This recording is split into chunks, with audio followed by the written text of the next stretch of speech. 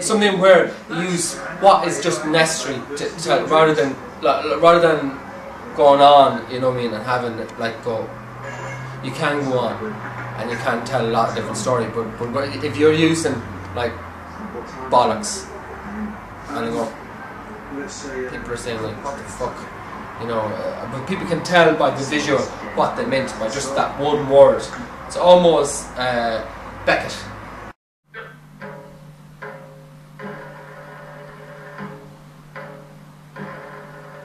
Roll.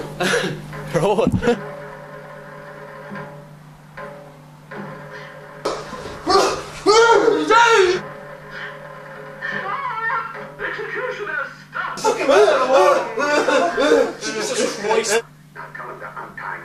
I think I'm a good guy. Tiggy O Chunneil has lived with Howard Cox syndrome for the last 18 years. Recently, the condition has escalated. Over the course of this programme, we will interview Tiggy and also friends and family to find out what the effect of Howard Cox syndrome is in a social aspect. We spoke to Tiggy to discover what effect Howard Cox syndrome has had on his life.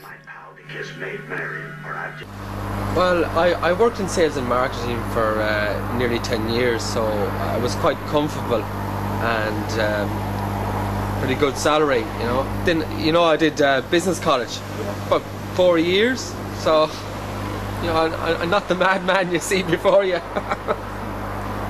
what happened to the job? Oh, the job. I got a call from his boss one fine day to tell me that, excuse my language, but that he had shit in a cubicle. I thought, well, what's so bad with that? I just assumed that it was in a toilet cubicle, but apparently he'd actually used his secretary's bin as a toilet. So do you do most of the housework? Yeah, I do all the housework. Well, Tiggy contributes to the mess, as you can see.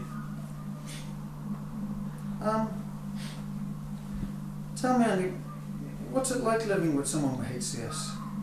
It's fine most of the time, yeah. It's, well, you can hold a regular conversation.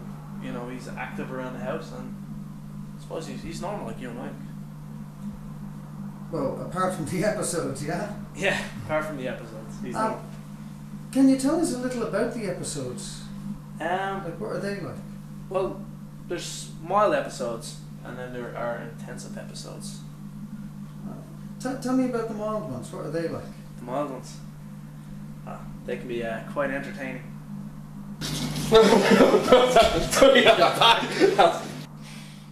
Best way to describe the intensive would be, do you ever see The Exorcist? Yeah. Well, it's like that, but without the evil bits in it. Okay, an example of an intensive episode would be one time I was asleep and I woke up and I couldn't breathe, I was suffocating, and all I could hear was Tiggy screaming, don't worry, I'm gonna rescue you, and he had a mattress over me and he had a shovel and he was trying to dig down into the mattress to get me out. Yeah. He kept saying about the mattress. So what about the mattress? The mattress has always been there. Sure. But we had, I don't know what happened. We had a few drinks that night actually. Oh, was that right? Yeah. Oh, well, see, and let me know about that. We were at that later. Well, he said I was pretty annoyed because you know about Denise that she left me and stuff, and I was pretty annoyed, and I said this is terrible altogether, and Andy said you're better to laugh than cry, and he said let's have a few drinks. Sure. Yeah. Be around here, you know, you kind of get bored or try to get inspired. For this idea, actually, I was telling you about my project, was I? You were, yes. Yeah, my project. I'm looking for inspiration. Just to expand it more, it's my internet idea. Okay. And it's a network of. It's going to connect business people together in the medical sense. Sure. You know, because just I know I get distracted, but when you have all these medical networks, and say you have somebody, it could be in Nepal or Dubai or somewhere, and they will have information input in it, and they can send the information to say to somebody in Sweden, and then they can give it to your local hospital, your doctor on call, you know, something like that. Okay. So I'm meeting this guy actually. This guy Des. And when are you meeting him?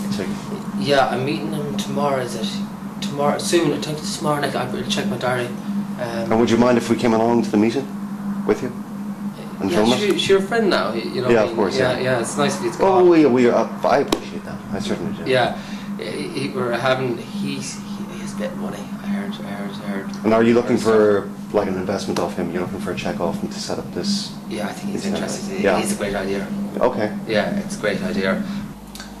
Well, when we first met, he seemed very calm, very thoughtful individual, and he sat down and I went through and asked him a few basic questions about his life, his medical condition, the effects that it have, and everything seemed to be going quite smoothly until he started jumping up on top of the filing cabinet and firing expletives at me, and shouting uncontrollably for like 5 minutes, and I didn't really know what to expect from this whatsoever.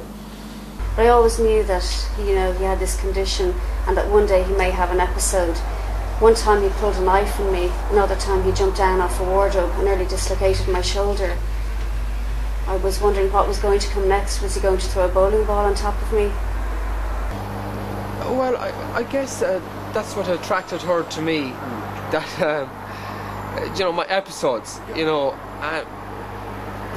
but then, as it became quite frequent, and I started getting giddy and jumpy and stuff like that, I think it was too much for her, Yeah, I could imagine perhaps if he was living with somebody, it would be very trying for the person and possibly very trying for him as well, but possibly why he chose to live in an apartment by himself. He can just be his own person. Obviously it has an effect on his day-to-day lifestyles. Well, just clean our teeth. Very good. Do you mind we could Clean? yeah, just need to wash.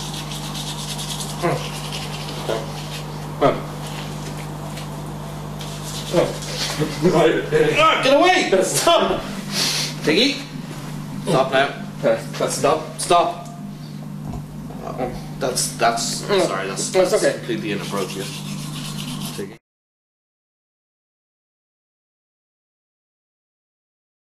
What was I saying? We were just talking about what his role is. What his role is in your ongoing process with HCS. Roll.